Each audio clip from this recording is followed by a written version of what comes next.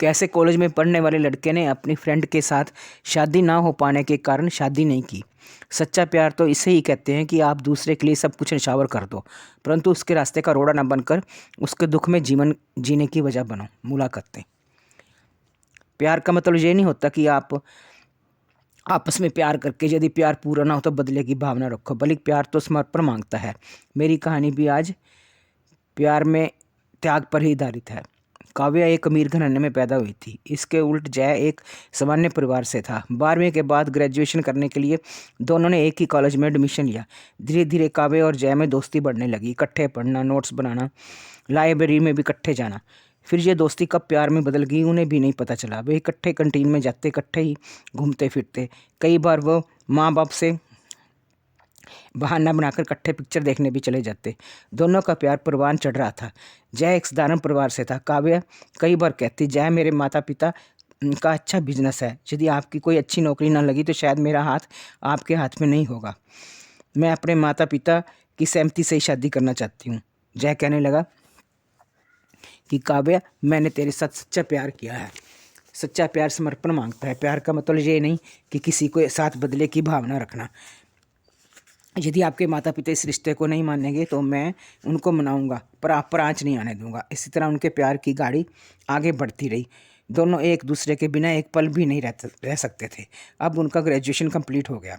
काव्या को तो सर्विस की इतनी ज़रूरत नहीं थी, पर जय को कहीं ना कहीं नौकरी ज़रूर करनी थी, वे भी अच्छी खासी इनकम में। यदि जॉब नहीं लगती तो वो काव्या के माँ बाप से काव्या का हाथ नहीं मांग सकता था। परंतु जय की एक साधारण सी वेतन पे ही नौकरी लगी। काव्या के माँ बाप तो काफ़ी अमीर थे। उन्होंने काव्या के लिए रिश्ता ढूंढना शुरू कर दिया। काव्या ने अपने माता पिता से जय के बारे में बात की, परंतु काव्या के पिता ने साफ मना कर दिया कि जय हमारे स्टैंडर्ड का नहीं है, अतः ये शादी नहीं हो सकती। दोनों का प्यार परवान ना चढ़ सका।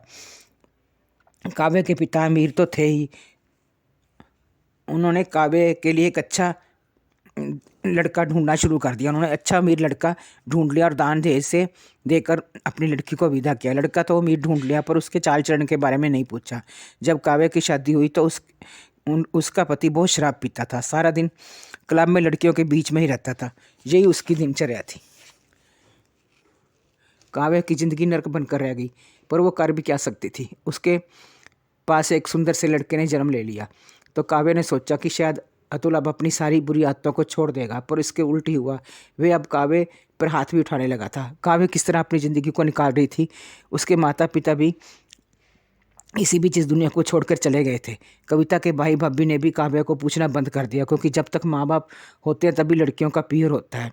जिन लड़कियों के प्रति उनको नहीं पूछते उनकी पीहर में भी नहीं कदर होती। अब लड़का भी 5-6 साल का हो गया और ज़्यादा शराब पीने के कारण अतुल की मृत्यु हो गई।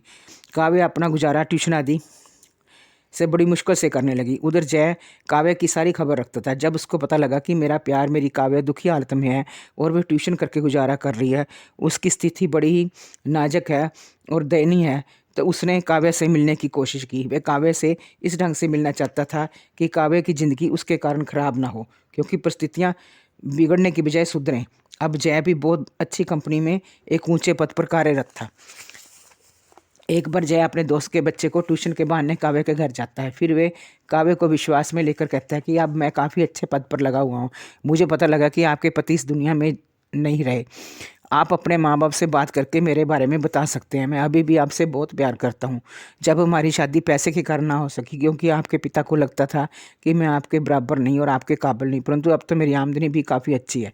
काव्या कहने लगी, मेरे माँ बाप भी इस दुनिया में नहीं रहे अब ये। फिर उसने कहा कि हम ये रिश्ता कैसे कर सकते हैं, क्योंकि आपकी पत्नी और बच्चे भी हैं जो हमें स्वीकार नहीं करेंगे। जय ने कहा कि काव्या, मैंने शादी नहीं की। मेरा पहला प्यार भी आप थी और आखिरला प्यार भी आप ही होगी। मैं आपके साथ ही जीने मरने की कसम खाई है। मैंने सोच रखा था कि यदि आप मुझे इस जन्म में नहीं मिली तो मैं भगवान से प्रार्थना करूंगा कि अगले जन्म में भी आप मुझे ज़रूर मिले। मैंने आपसे सच्चा प्यार किया। सच्चा प्यार समर्पण मांगता है। काव्या कहने लगी कि मेरे माँ बाप भी इस दुनिया में नहीं हैं। मेरे ससुराल वालों ने मुझे घर से निकाल दिया है।